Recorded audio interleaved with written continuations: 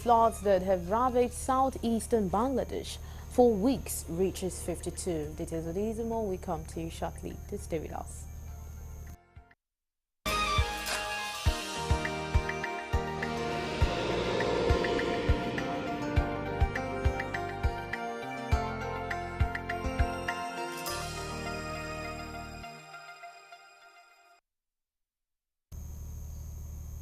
And now details of the news. President Bola Tinubu on Thursday in Abuja urged the newly appointed Brazilian ambassador to Nigeria, Carlos Jose, to prioritize the establishment of direct flight between Nigeria and Brazil. Receiving a letter of credence from the Brazilian ambassador, President Tinubu reiterated his discussions with President Luiz Inácio Lula da Silva of Brazil on the matter in February on the emergence of the African Union Summit in Addis Ababa, Ethiopia. The president expressed Nigeria's commitment to working closely with Brazil to strengthen bilateral relations and advance shared priorities, welcoming the country's presidency of the G20 in 2024.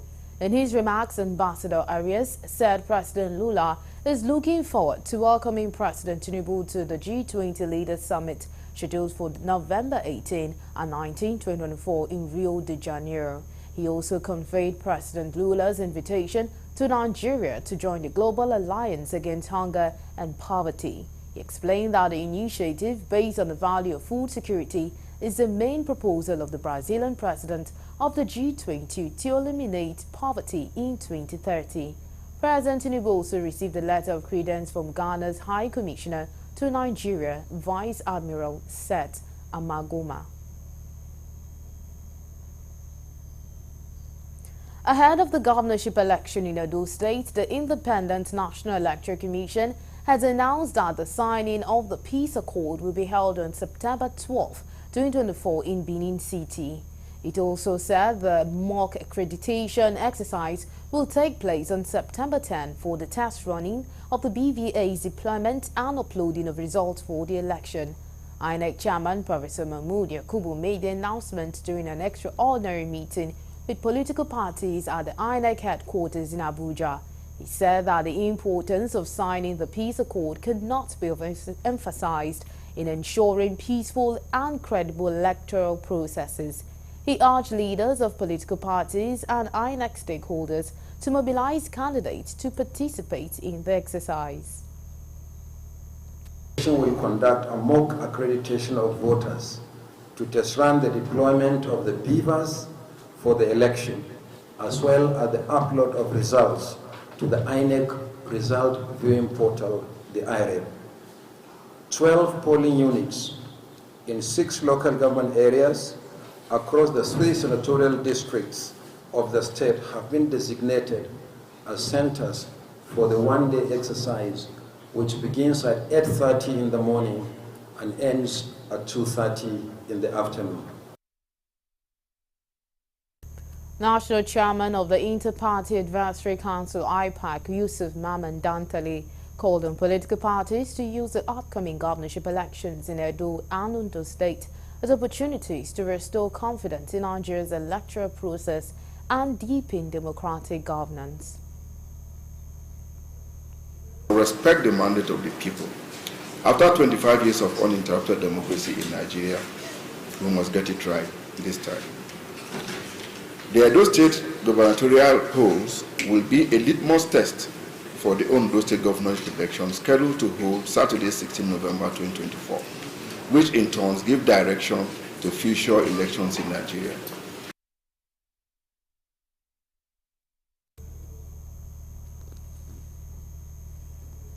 The president of the Nigeria Labour Congress, Comrade Joe, says the allegations against himself and the Congress are baseless as they have nothing to hide.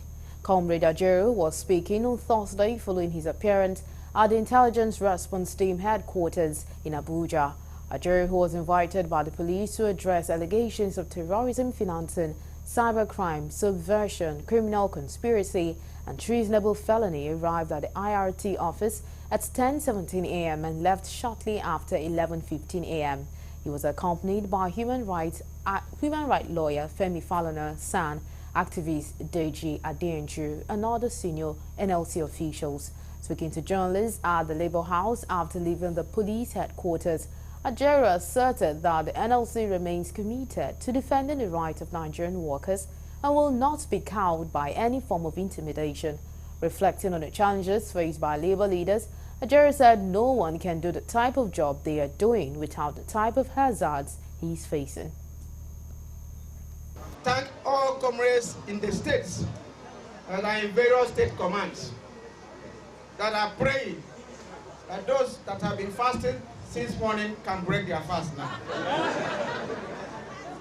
Comrades, the labor movement is worth dying for because of the patriotism and commitment. Labor movement is one of the biggest pan-Nigerian organizations. Our patriotism from the days of colonial government to even the period of the military is unshakable. We are more patriotic than any other institution you can think of in this country. And we are going to continue to be that. We have gone there and we are back. I just want to confirm to you that as a citizen, I've gone there and we are back here. Ajaero further explained that his appearance before the police was in the interest of transparency and to clear the air on the unfounded accusations leveled against him and the NLC. He noted that the union would continue to fight for the welfare of workers and stand firm in the face of challenges. Despite the seriousness of the allegations, Ajaero maintained a confident stance, dismissing the claims as an attempt to weaken the labor movement.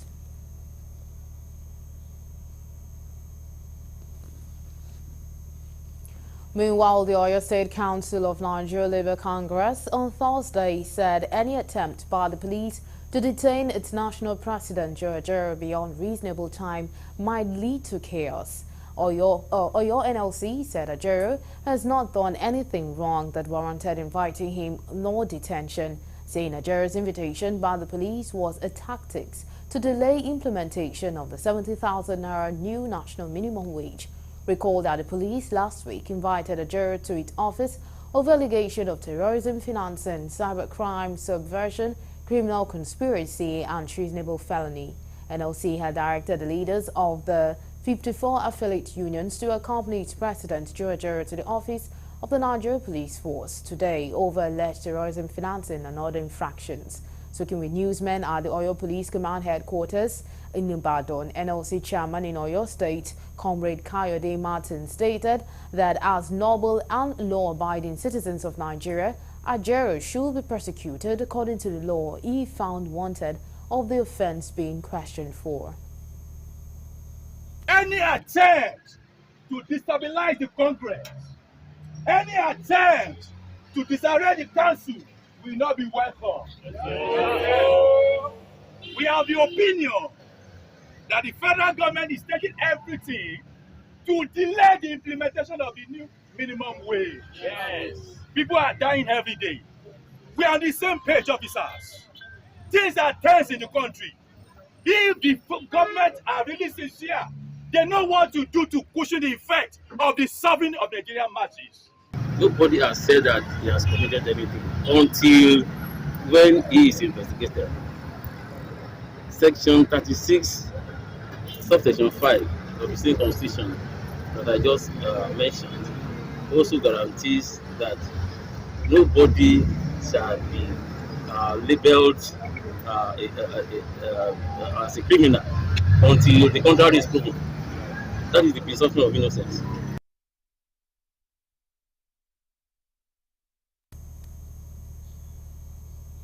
Members of the Nigeria Labour Congress NLC in Delta State has berated the federal government over what they described as trying to gag organized labor in the country.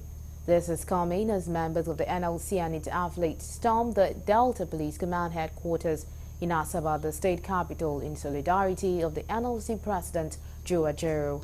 The protesters, who were singing solidarity songs while waving the NLC flags, waited for several hours before the arrival of the police commissioner.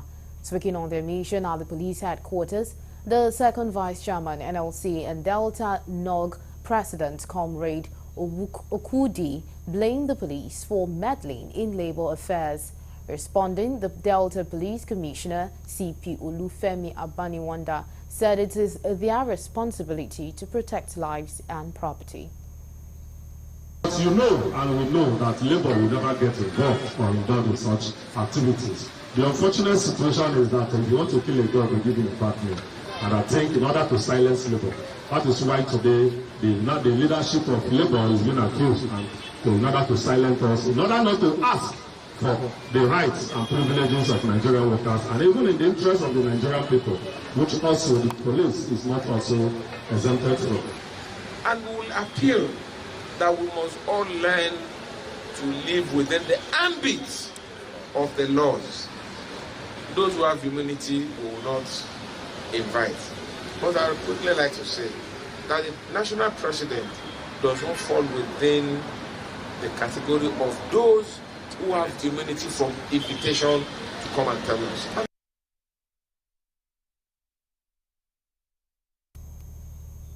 You're still on to Galaxy Primetime News, and coming up next.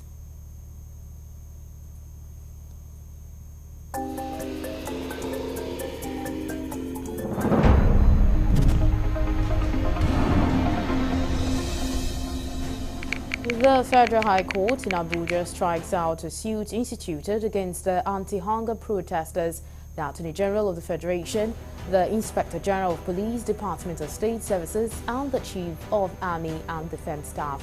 The details of these will come to you shortly. Do stay with us.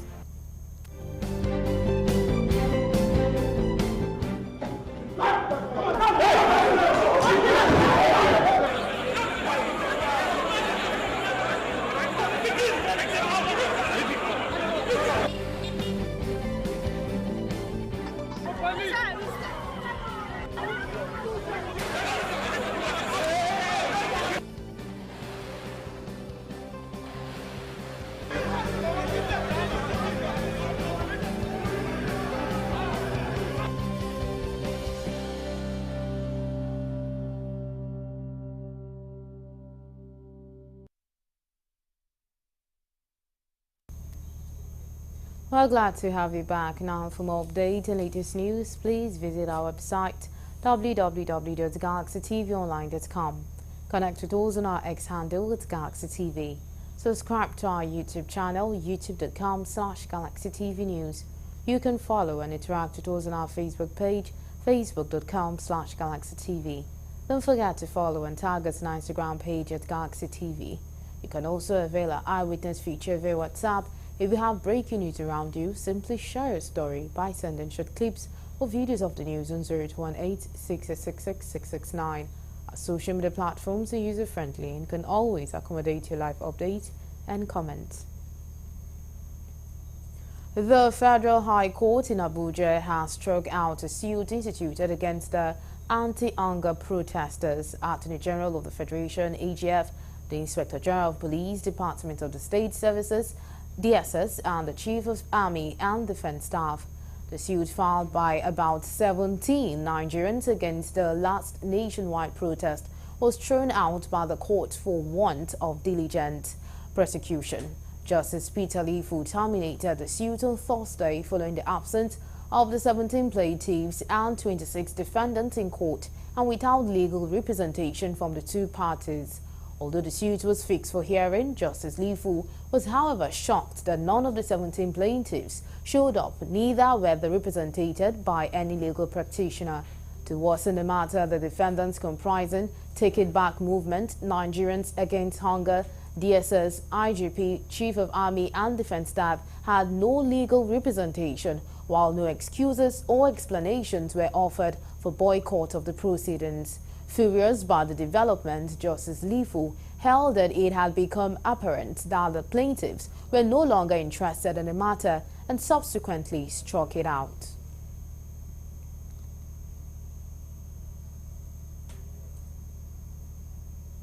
The federal government has again restated its determination to carry on with implementing the 18 years age limit for those that sit for the West African Examination Council.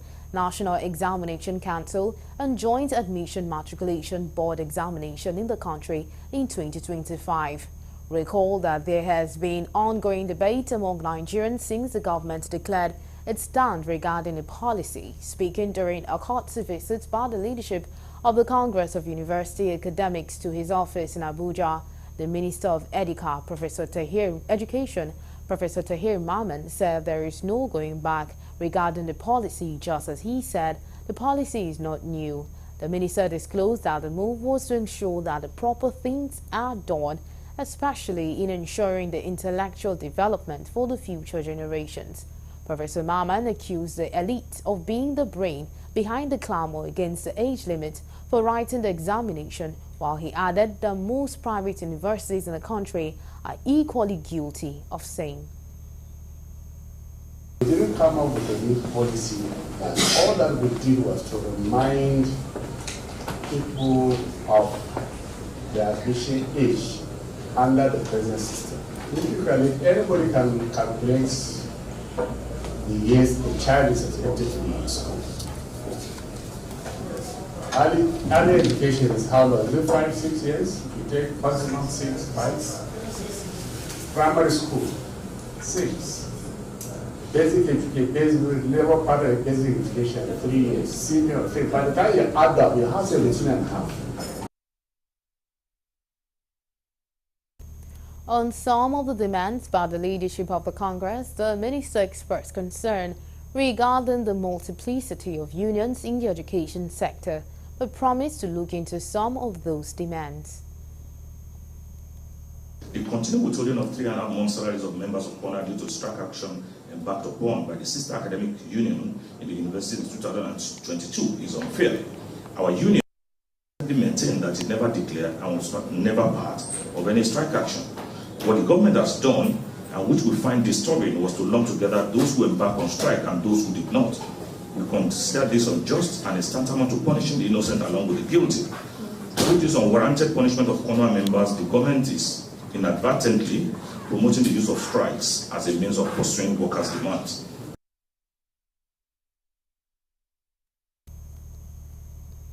Worried by the unbecoming attitude of some implementing partners in the education sector, the Minister of Education, Professor Tahir Maman, has read the riot act to some of the partners who are sabotaging the effort of the federal government in this regard.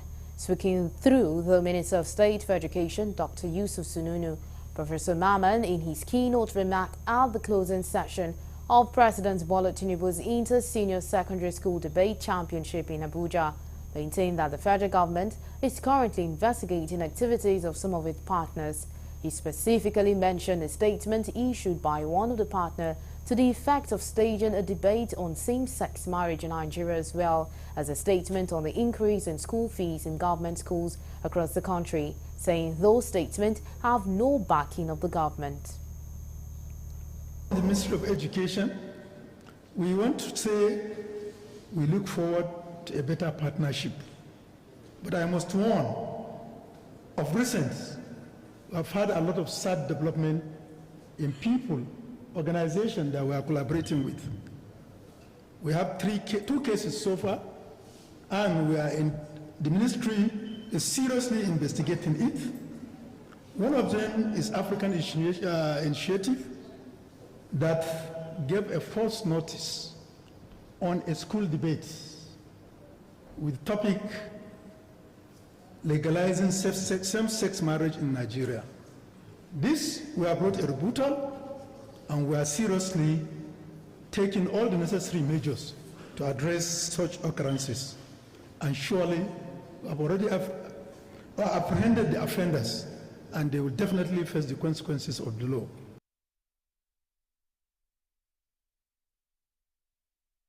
The minister therefore urged implementing partners to operate in line with the policy framework of the federal government for the education sector or face appropriate sanctions.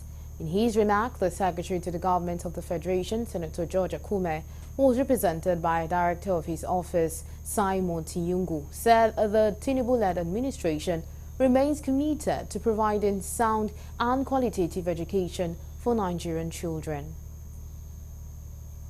I therefore urge you to cherish these connections and support one another. Cognizance of the strategic role of education to the growth and development of any nation, I want to assure you that this administration, under the able leadership of our dear President Bola Ahmed Tinubu, GCFR, will leave no stone unturned at ensuring that our educational sector continues to receive the desired attention for peace, unity, and sustainable development. A total of 6 states are participating in this national finals, and these are Enugu, Rivers, Osun, Kwara, Ekiti, and the FCT Abuja. The draws and pairings were held publicly at the opening ceremony, which took place on Tuesday, 27th August 2024, and the preliminary debate matches commenced immediately thereafter.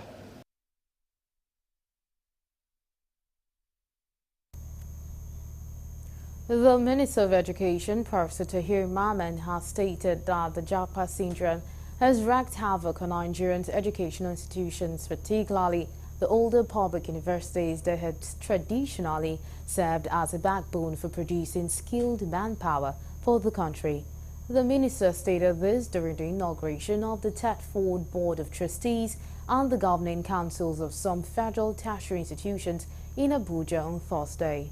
Professor Maman, however, called on the Tertiary Education Trust Fund Tetford Board of Trustees and the governing councils of some federal tertiary institutions to leverage their expertise to drive significant improvement in quality and performance across educational establishment. Syndrome has caused immense havoc to our institutions, particularly the older public sector institutions that have been producing manpower for the rest of the institutions. In the last decade or so,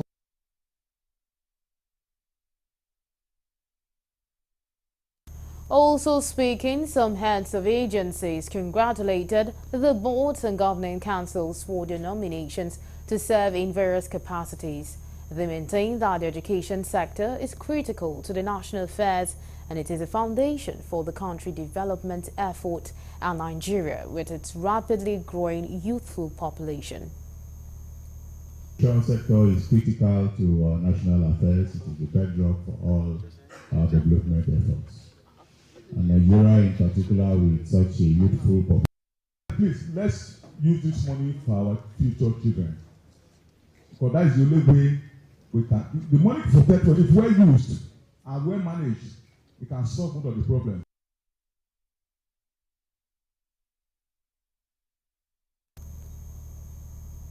Thursday marks 4 days the resident doctors nationwide embark on strike to put pressure on the federal government to expedite action for rescue of Dr. Ganiat Popola, who has been kidnapped in the kidnappers' den for 8 months. When Galaxy TV visited Lagos State University Teaching Hospital last week, the Secretariat of the resident doctors had become a ghost town, which was formerly emanated and with movement of doctors. President of ARD Lasut, Dr. Charles Asudo, confirmed to Galaxy's Ireba Misalako that the strike is still ongoing and the association is yet to receive word from the federal government. He, however, mentioned the national president of NARD has called for a NEC meeting which is scheduled to hold on Friday by 6 a.m. Dr. Asudo revealed that the meeting will tell the next line of action to pursue.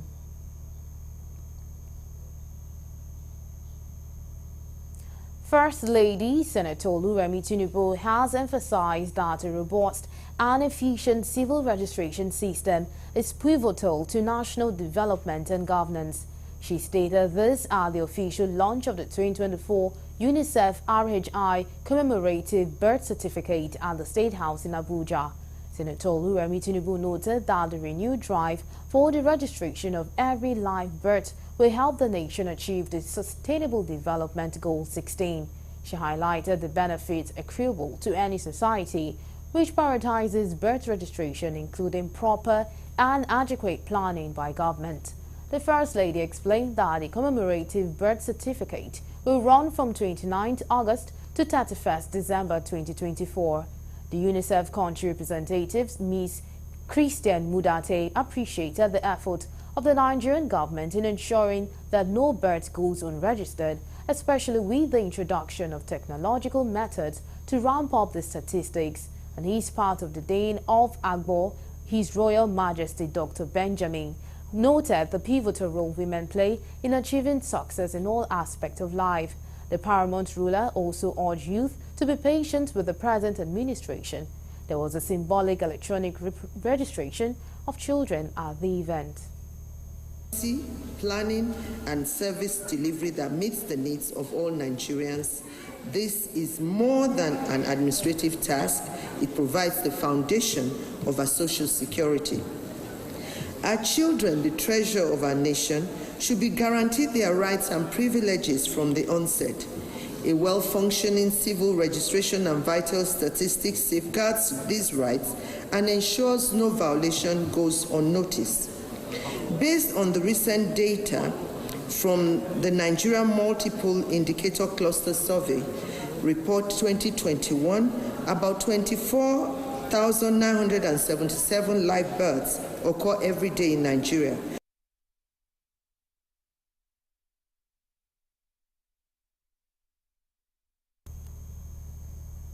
The Yoruba Council Worldwide has said the social cultural group has no plan to drive away Igbos from Lagos or any Yoruba land across the country.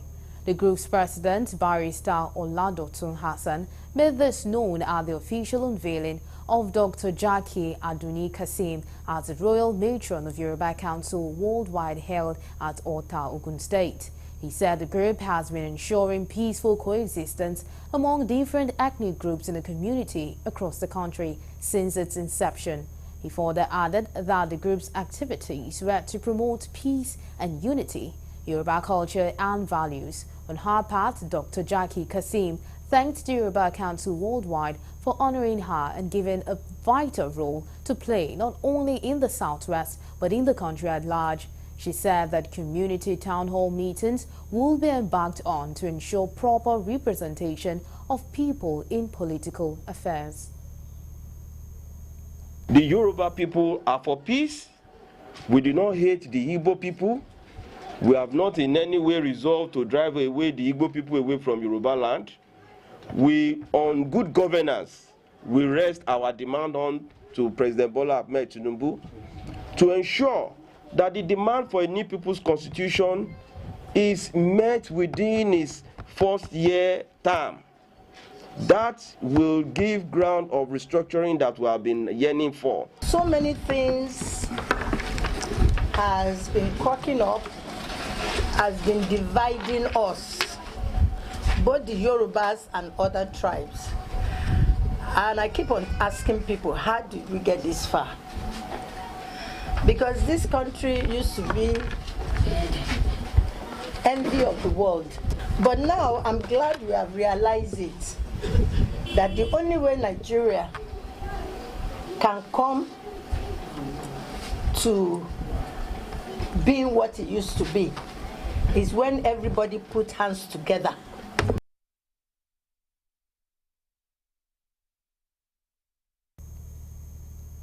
Ahead of the local government election in Kaduna State, the Zango Katav Youth Vanguard for Peace and Democracy has said that any attempt to distort the existing peace between the ethnic indigenous tribes in Zango Katav local government area will be vehemently resisted. Addressing a press conference in Kaduna, convener of the group, Isaac Tanko, said they are a group of past and present youth leaders of Atiab, Beju, Agan and Ikulu, Hausa Fulani, including Kan and JNI, operating under the aegis of Vanguard for Peace and Democracy with core mission of promotion of peace and the practice of true democracy in southern Kaduna. According to Tanko, following the recent PDP local government primary elections, the returned Honorable Francis Sani Zimbo, the incumbent council chairman of Zango Kataf local government area, as its party flag bearer, which has sparked different reactions from different quarters. Some sections felt shortchanged. The unintelligent approach by these stakeholders has been to push ethnic divisive weight and attribute same to the Kaduna South Senator Barrister Sunday Marshall Katung. Their aim is to incite certain ethnic groups and the governor, that is His Excellency Ubasani, against the senator. We therefore urge our people to resist these individuals' attempt to cause chaos in Zangon Katavi local government and beyond. He said they were obligated as stakeholders to respond due to the recurrence of an abhorrent line of communication by mischief makers whipping up sentiment on the various guises which have littered the media. Any attempt to distort the existing peace between the ethnic indigenous tribes in the Zango Katavi local government area will be vehemently resisted henceforth. Zango Katavi local government youth vanguard for peace and democracy wishes to draw the attention of the general public to the antics of mischief makers and ethnic bigots to stop the flames of ethnic resentment, division, and agents of hate.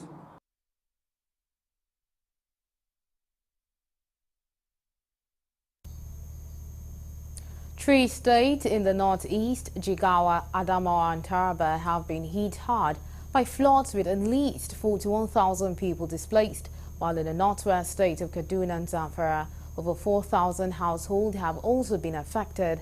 Stakeholders say the situation is becoming worrisome as NIMET's prediction was overlooked by many Nigerians, resulting to fatality and loss of properties.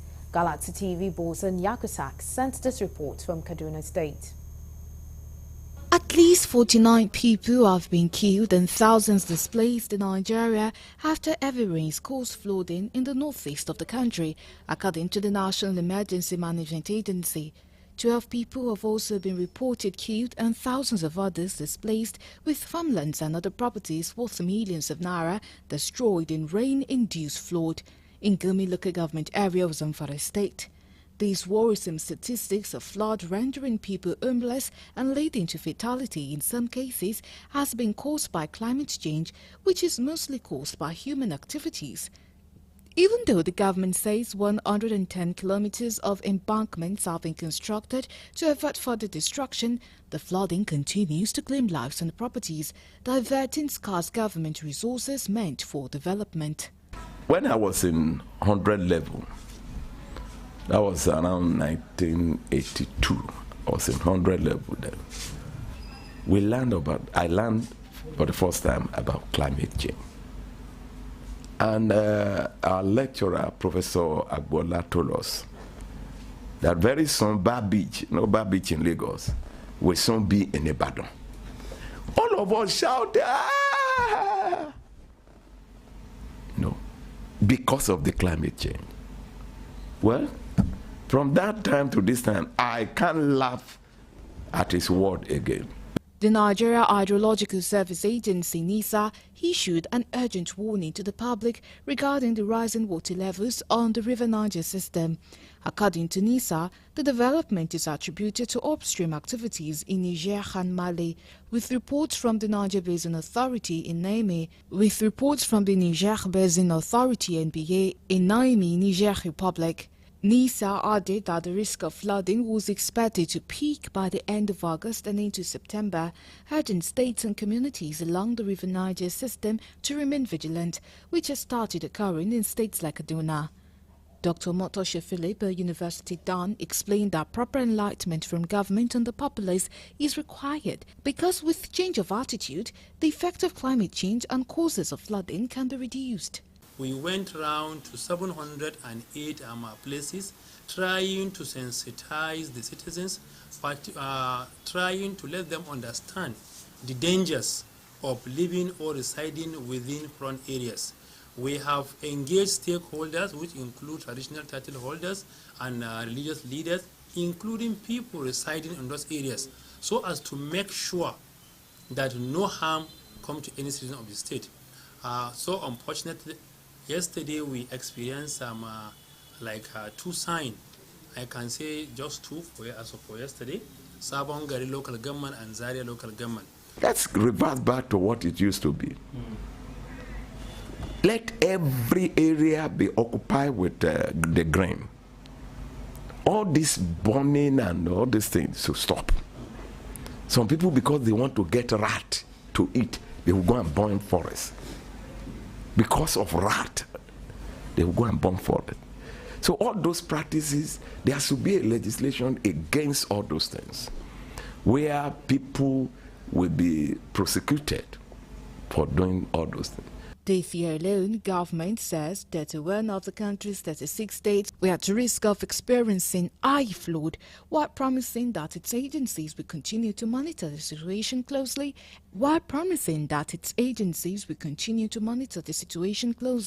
and provide regular updates to the public.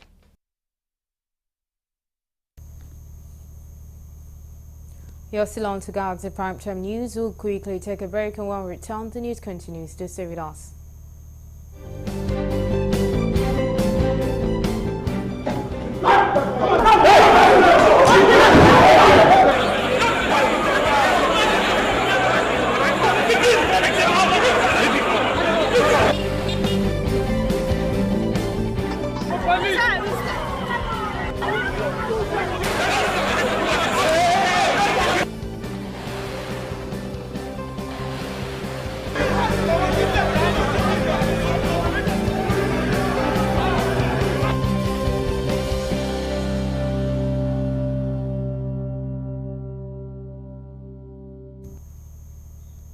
We're glad to have you back. The Defense Headquarters has disclosed that no fewer than 1,166 terrorists were neutralized by the troops of the Nigerian military in the month of August 2024. It equally said troops arrested 1,097 suspected terrorists and other criminal elements, rescued 721 kidnapped hostages, recovered 391 weapons and 15,234 ammunition in the month under review. Briefing journalists on the operational update of the military and other security agencies in Abuja on Thursday, the Director of Defense Media Operations, Major General Edward Buba, said the troops have significantly diminished terror group threat in the northeast region. He added that the military is also intensifying operations in the northwest, north central, southeast, and south-south regions to defeat and dismantle the threat in those areas. This month, troops neutralized 419 terrorists across all theaters of operations. They arrested 767 suspects while rescuing 448 kidnapped hostages. Additionally, troops recovered 278 weapons, recovered over 11,000 assorted ammunition, and denied the oil theft of an estimated sum of over 4 billion naira during the month of August 2024. Speaking further, Edward Buba urged international oil companies operating in the South-South region to be transparent in their dealings and deploy an accurate metering system to help curb crude oil theft in the region.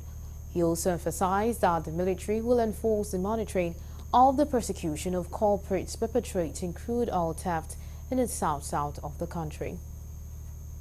Our operations in the course of the month spiked the nation's daily crude oil production to cross the 1.5 million barrels per day mark. Nevertheless, as part of our operational efforts, troops are urging for more transparency by the international oil companies operating in the region.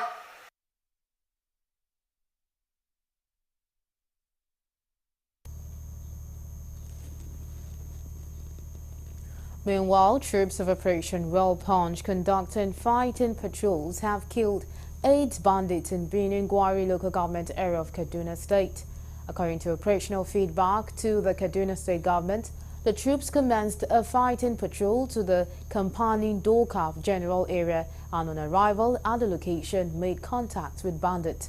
The troops, it was reported, promptly engaged and killed the bandits. A statement on Thursday by the State Overseeing Commissioner of Internal Security and Home Affairs, Samuel Arwan, said on securing and searching the area, the troops recovered 3 AK-47 rifles, 8 AK-47 magazines, 4 empty and 4 loaded, with a total of 120 rounds of 7.62 mm ammunition, 1 magazine carrier, 6 motorcycles, 3 mobile phones, 2 Baofeng radio sets, set sound, 3 pairs of civilian clothes.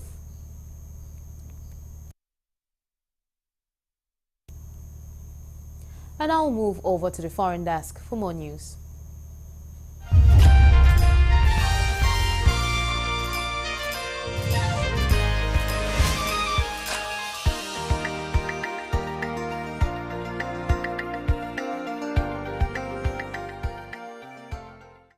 Hello and welcome to Foreign News. The death toll from devastating floods have ravaged southeastern Bangladesh for weeks reached 52 on Thursday. According to a report from the Disaster Management and Relief Ministry, millions of people remain cut off in parts of the country. 21 more flood-related deaths were reported in Bangladesh on Thursday, raising the toll from the current flooding to 52. The National Disaster Response Coordination Center under the Ministry of Disaster Management and Relief reported that out of the dead, 14 died in Kumila, 17 in Feni, and 6 in Chattogram. The report said 3 in Cox's Bazar, 8 in Noakhali, and 1 each in Brahmbaria, Lakshmipur. Over 5 million people have been affected by the floodwaters that hit 11 of the country's 64 districts and caused colossal damage to life, property, and standing crops. The report said more than 500,000 flood-affected people, including women and children, took shelter in 3,403 centers. The ongoing devastating floods triggered by seasonal rains and sudden onrush of water from hills across the Indian borders have left over 1 million people marooned in about a dozen southeastern and northeastern districts. A powerful typhoon struck Kyushu, Japan's southwesternmost main island, early on Thursday morning, bringing heavy rains and intense winds.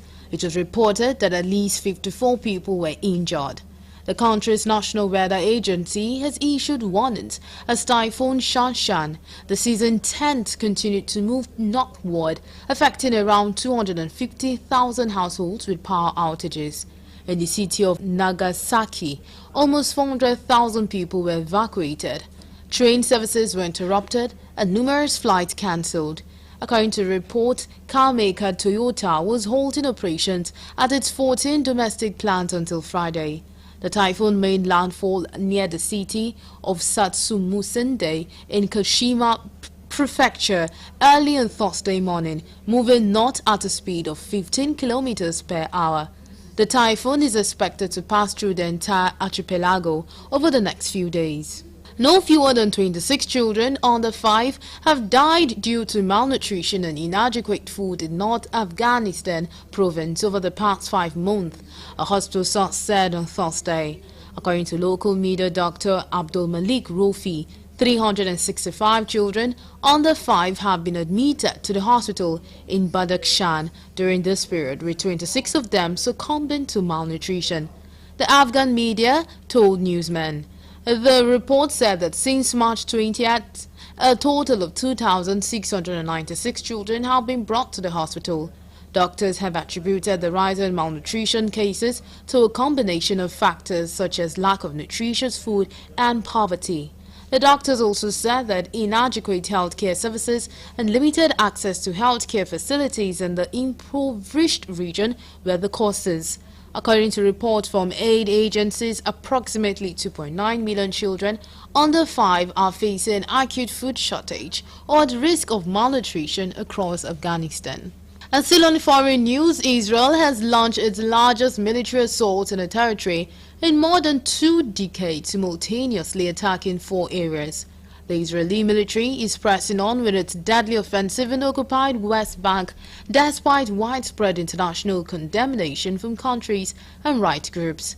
At least 18 people have been killed since the start of the operations across the territory. The Israeli military said that forces killed 5 Palestinian fighters on the second day of its so-called counter-terrorism operations. The Palestinian Center for Human Rights, Al-Haq, and Al-Mezan Center for Human Rights have warned of escalating violence in the West Bank and the use of tactics by Israeli forces that the world has witnessed in its war in Gaza. In a joint statement, the right group called on the international community to immediately intervene and implement countermeasures against Israel as required by international law.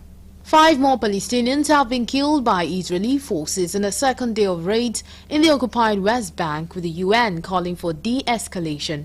The Israel Defense Forces said there were 5 terrorists who had hidden inside a mosque in Tulkarm near the boundary with Israel. Israel began what it said was a major counter-terrorism operation in the West Bank. There have been conflicting death tolls as the operation unfolded across multiple cities. The IDF said that 9 militants have been killed, 5 in Jenin and Tulkarm and 4 in Al-Farah refugee camp. The Palestinian Health Ministry said on Thursday that 12 people have been killed in IDF attacks so far. UN Secretary-General Antonio Guterres has called on Israel to immediately halt its operation, saying it was fueling an already explosive situation. He urged Israeli forces to exercise maximum restraint and use lethal force only when it's strictly unavoidable. And finally, on foreign news, the Kremlin warned France on Thursday not to turn a criminal case into Telegram founder Pavel Durov into political persecution. Russia, which has led an unprecedented crackdown on political opponents during the Ukraine offensive, has painted Durov's surprise arrest in Paris earlier this week as politically motivated. France has charged Russian-born Durov, who also has French citizenship, on several counts of failing to curb extremist and illegal content on the popular social media platform. Durov was granted conditional release against a bill of 5 million euros on the condition he must report to a police station twice a week, as well as remain in France, French prosecutors said. Meanwhile, French President Emmanuel Macron denied the arrest was politically motivated. And that's all we have on the foreign news.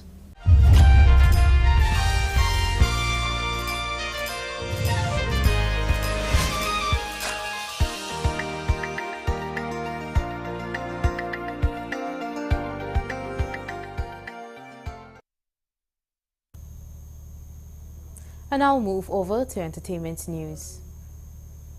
Tough time for Nollywood actress Uche Ogbodo and her husband as they lose their store. The movie star made the sad news known via her Instagram page. She revealed that she lost 2 of her shops and that of her husband to an unfortunate incident which she didn't make known. She stated that watching old videos of her store has made her heart bleed as she has been in pain for months. The mother of 3 noted how she lost it all, her hard work, blood, tears and years of prayers to build her brand in a twinkle of an eye. She added that she will be wallowing in self-pity, crying every day, trying to know her mistakes, but she can't figure it out. She admitted that the shock is overwhelming for her as she disclosed that she is afraid to look at her husband's face too because she knows his heart is bleeding too. But she is masking his pain to keep her strong. However, she knows she will be back stronger, she said.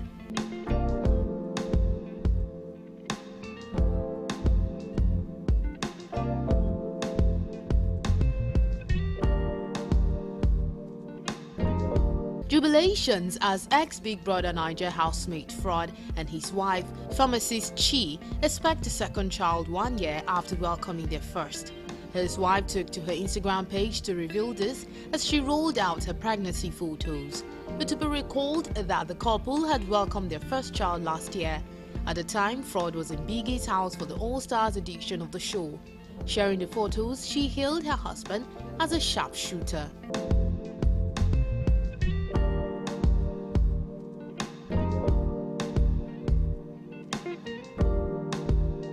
Seen singer shared his thoughts on why he, at 47, and his wife has chosen to remain child-free during a recent interview on the Club Shay Shay show. Sinai explained that despite societal expectations and the natural inclination to reproduce, he has chosen a different path. He reflected on his own nature and stressed that his nature does not meet the demands of parenting. The professional wrestler, who announced his retirement in July, acknowledged the challenges in discussing this personal choice while emphasizing his intentions to continue pursuing his passions over having children.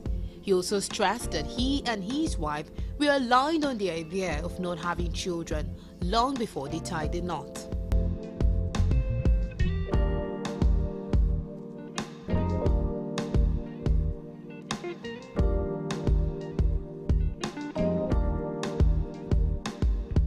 And that'll be all on entertainment news. Thank you so much for watching. My name is Rose Blossom Mwoye. Bye for now.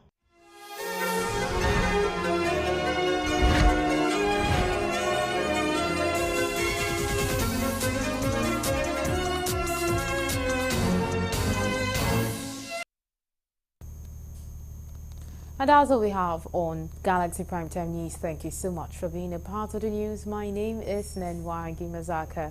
Goodbye.